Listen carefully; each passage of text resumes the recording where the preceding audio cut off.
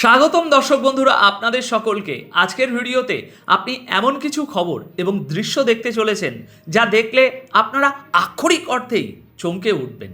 আজ এমন সব মিসাইল ছোড়া হয়েছে যা এর আগে কখনো ছোড়া হয়নি। এত এত ছবি আর ফুটেজ সামনে এসেছে যা আপনারা দেখলে বলবেন, আজ এসব কি হচ্ছে। ইরান তাদের মিসাইল হামলার 54তম ওয়েভ শুরু করে দিয়েছে আর পুরো ইসরায়েলের ভিতরে একেবারে একেবারে তোলপাড় ফেলে দিয়েছে। ইরান এই সাম্প্রতিক হামলার ভিডিও ফুটেজও প্রকাশ করেছে, যেখানে পরিষ্কার দেখা যাচ্ছে কিভাবে ঝাঁকে ঝাঁকে মিসাইল আকাশের দিকে উড়ে যাচ্ছে। এই হামলার পুরো বিস্তারিত খবর আমি আজকের ভিডিওতে আপনাদের দেব। গতকাল 15ই মার্চ ঘটে যাওয়া এই হামলার পর তেল আবিব থেকে এখন ভয়ঙ্কর ধ্বংসলীলার খবর সামনে আসছে। জানা যাচ্ছে শহরের বিভিন্ন জায়গায় একের পর এক শক্তিশালী বিস্ফোরণ ঘটেছে, যার জেরে সেখানকার মানুষের মধ্যে চরম আতঙ্ক আর অস্থিরতার পরিবেশ তৈরি হয়েছে। প্রচুর মানুষ আহত হয়েছেন, তবে ঠিক কতজন মারা গেছেন তার সঠিক সংখ্যা এখনও জানা যায়নি। ইরানের রেভলিউশনারি গার্ড কর্পস আইআরজিসি দাবি করেছে যে তারা সরাসরি ইসরায়েলের সামরিক ঘাঁটিগুলোকে নিশানা করেছে। সোশ্যাল মিডিয়ায় ভাইরাল হওয়া ভিডিওগুলোতে তেল আবিবের রাস্তায় চরম বিশৃঙ্খলা এবং দীর্ঘক্ষণ ধরে সাইরেন বাজার শব্দ শোনা যাচ্ছে। প্রাণ বাঁচাতে সাধারণ মানুষকে বাংকারের দিকে ছুটতে দেখা গেছে। এই ছবিগুলো 15ই মার্চ দুপুরের। ইসরায়েলের ডিফেন্স ফোর্স অর্থাৎ আইডিএফও স্বীকার করে নিয়েছে যে গতকাল দুপুর থেকে সন্ধ্যা পর্যন্ত কয়েক ডজন মিসাইল ছোড়া হয়েছে। এর মধ্যে কয়েকটিকে মাঝ আকাশে ধ্বংস করা গেলেও বেশ কয়েকটি মিসাইল শহরের আবাসিক এবং সরকারি এলাকাগুলোতে আছড়ে পড়ে ব্যাপক ক্ষয়ক্ষতি করেছে। ইরানের এই নতুন এবং বিশাল হামলা এই অঞ্চলের চলমান সংঘাতকে এখন অত্যন্ত বিপজ্জনক আরেকটা মোড়ে এনে দাঁড় করিয়েছে। এবার এরই সাথে যুক্ত দ্বিতীয় খবরটি মন দিয়ে শুনুন। ইরান ইসরায়েলের বিভিন্ন এলাকায় তাদের মিসাইল দিয়ে এমন ধ্বংসলীলা চালিয়েছে যার নজির এই পুরো যুদ্ধে এর আগে কখনো দেখা যায়নি। আপনারা স্ক্রিনে নতুন কিছু ছবি দেখতে পাচ্ছেন, এগুলো মিসাইলের ডাইরেক্ট ইম্প্যাক্ট। আর এই দৃশ্য এটাই প্রমাণ করে যে ইসরায়েলের এয়ার ডিফেন্স সিস্টেম কতটা ব্যর্থ হয়েছে। তেল আবিব থেকে শুরু করে ইসরায়েলের কেন্দ্রীয় এলাকাগুলো পর্যন্ত চারিদিকে শুধু ধ্বংসস্তূপ আর ধোঁয়ার কুণ্ডুলি পাকিয়ে উঠছে। আমি আপনাদের যে ছবিগুলো দেখাচ্ছি তার রীতিমতো শিউরে ওঠার মতো। রাস্তার মাঝখানে মিসাইল আছড়ে পড়ছে, বড় বড় গর্ত তৈরি হয়ে গেছে, গাড়িগুলো পুড়ে ছাই হয়ে গেছে এবং মিসাইল সোজা মানুষের ঘরের ভিতরে ঢুকে গেছে। আজকের হামলায় ইরান তাদের সবচেয়ে ভারী এবং সবচেয়ে বিপজ্জনক ক্লাস্টার মিসাইল ব্যবহার করেছে। এই ক্লাস্টার বোমাগুলো ইসরায়েলের ডিফেন্স সিস্টেমকে ধোঁকা দিয়ে মাটিতে পড়ে বিশাল ধ্বংসলীলা চালিয়েছে। তেল আবিবে কিছু বহুতল ভবনে সরাসরি হামলার পর সেখানে স্থানীয় ইহুদি বাসিন্দাদের ব্যাপক ভিড় জমে যায়। ধ্বংসস্তূপের নিচে চাপা পড়া আহত মানুষদের বের করতে দেখে তারা রীতিমতো আতঙ্কিত। তারা তাদের নিজেদের সরকারের উপরে ক্ষুব্ধ যে কেন এই যুদ্ধ শুরু করা হলো। ইসরায়েলের পুলিশ এবং রেস্কিউ সার্ভিসও নিশ্চিত করেছে যে এই ধ্বংসলীলা আসলে ক্লাস্টার মিউনিশন অর্থাৎ ছোট ছোট ক্লাস্টার বোমারই ফলাফল।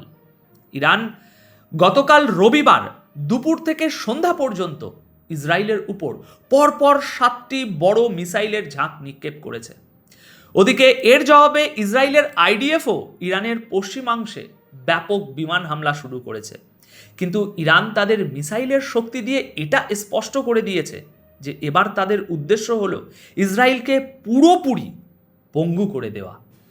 প্রিয় দর্শক, আমার তো মনে হয় আজ ইসরায়েল যে দৃশ্য দেখেছে তা গত বছরের ওই 12 দিনের যুদ্ধের স্মৃতি উস্কে দিয়েছে বা তার সাথে তুলনা করার মতো একটা পরিস্থিতি তৈরি করেছে। ইরানের এই ক্লাস্টার মিসাইলগুলো এখন বেঞ্জামিন নেতানিয়াহুর জন্য সবচেয়ে বড় আর জঘন্য এক দুঃস্বপ্নে পরিণত হয়েছে, কারণ এগুলো একসাথে অনেকগুলো জায়গাকে চোখের পলকে ধ্বংসস্তূপে পরিণত করে দেয়। তেল আবিবের বিল্ডিংগুলো থেকে যেভাবে আহতদের বের করা হচ্ছে তা পুরো ইসরায়েলি প্রশাসনকে নাড়িয়ে দিয়েছে। ডোনাল্ড ট্রাম্প এবং তার সেনাবাহিনীর জন্যেও এটা একটা পরিষ্কার বার্তা যে ইরানের মিসাইল প্রযুক্তি এখন তাদের র্যাডার এবং ডিফেন্স সিস্টেমের ধরা ছোঁয়ার অনেক বাইরে চলে গেছে।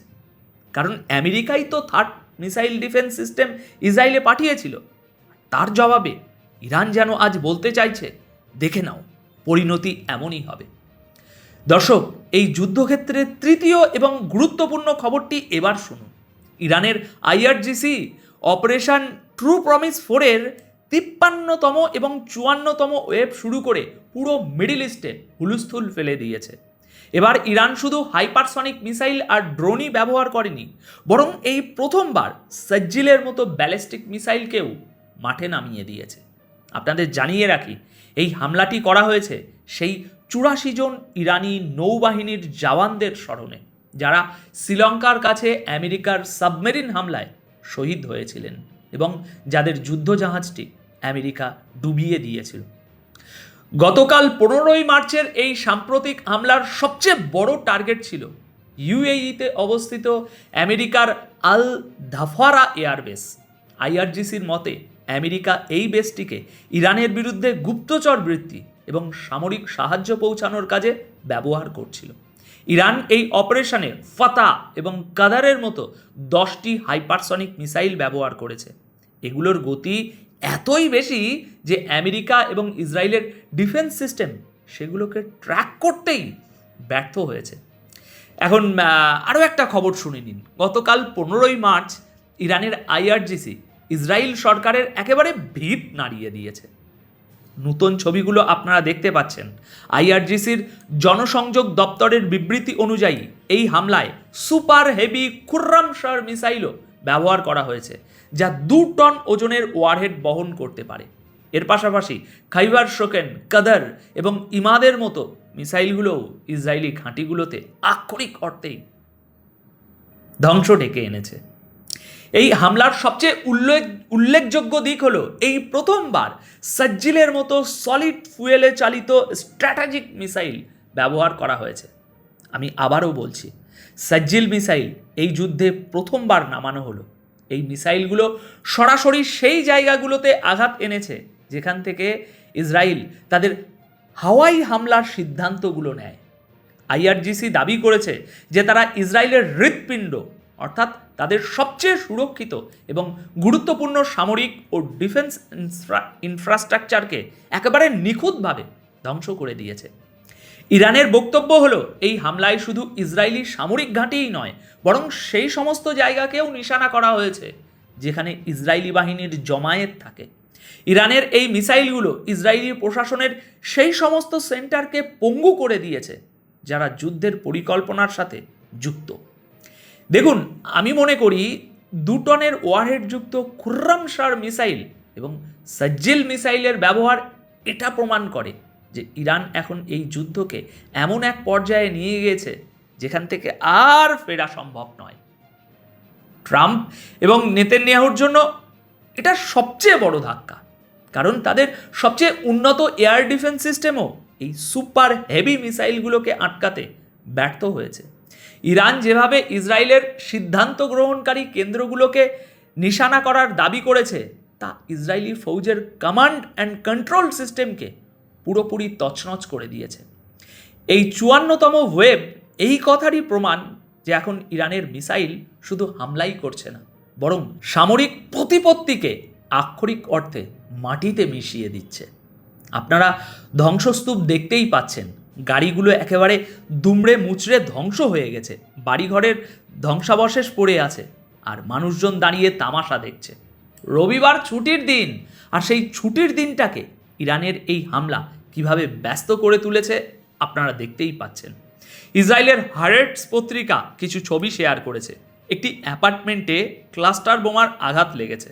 আপনারা দেখতে পাচ্ছেন ক্লাস্টার বোমার স্প্লিন্টারগুলো কিভাবে পুরো ফল সিলিংয়ে গিয়ে বিঁধেছে।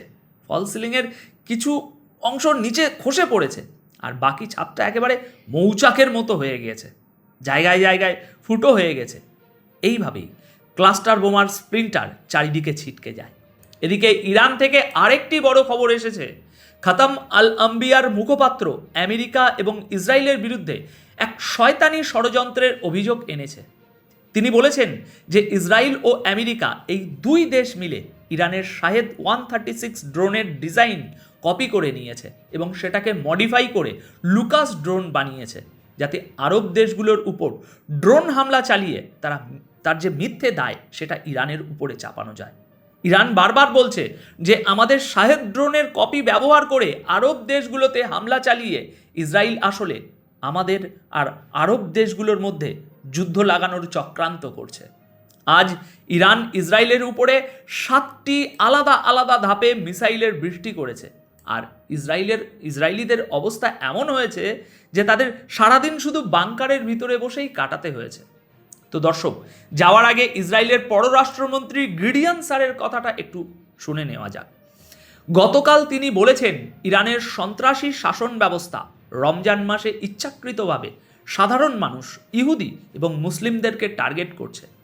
তিনি গতকাল 15ই মার্চ বিকেল 5:30 বিবৃতি দিয়ে আরও বলেছেন যে এখনো পর্যন্ত যত হতাহতের ঘটনা ঘটেছে তারা সবাই সাধারণ নাগরিক, আর এগুলো হলো যুদ্ধ অপরাধ। কি অদ্ভুত, তাই না দর্শক?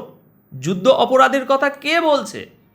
এমন একটা সরকারের মন্ত্রী বলছেন যারা ইতিমধ্যে 70,000 মানুষের প্রাণ কেড়ে নিয়েছে।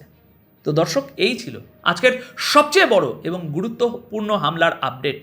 আমি মনে করছি এই খবরটা যত দ্রুত সম্ভব আপনাদের কাছে পৌঁছানো এটা আমার দায়িত্ব। তাড়াহুড়োই বলতে গিয়ে যদি কোনো শব্দ একটু এদিক ওদিক হয়ে যায় তবে দয়া করে নিজের ভাই বা বন্ধু ভেবে ক্ষমা করে দেবেন। আমি খুব তাড়াতাড়ি নতুন এবং বিস্তারিত ভিডিও নিয়ে আপনাদের সামনে আসছি। আরও অনেক তথ্য আছে। সবাই ভালো থাকবেন, সুস্থ থাকবেন। ধন্যবাদ আপনাদের সকলকে।